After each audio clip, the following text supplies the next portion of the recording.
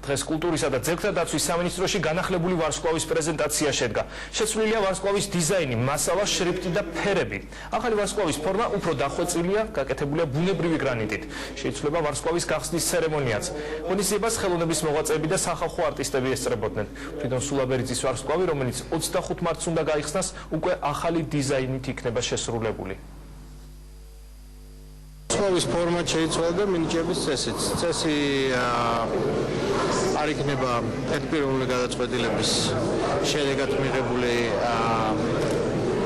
გადაწყვეტილება, ეს იქნება კომისიასა და სამინისტროს შორის კოორდინაციის შედეგი. რაც შეეხება ვარსკვლავს, ის იქნება ისე, როგორც არის ყველგან. ნაჩემ სოფლიოში იქნება ვარსკვლავი, არ იქნება ეგზოტიკური, იმიტომ ჩვენ არ ვართ ეგზოტიკური ქვეყანა და არ იქნება მithumetes პროვინციული, იმიტომ რომ საქართველოს არ არის პროვინცია. ახალ ვარსკვლავში მომეწონა ის, რომ პროფილი აღნიშნული, ესე იგი პროფესია აღნიშნული, მოცეკვავეს იხატება, ხო გვაჩვენეს იქ იქნება ჩახატული, ესე იგი რა სახეობით გახდა ეს ვარსკვლავი.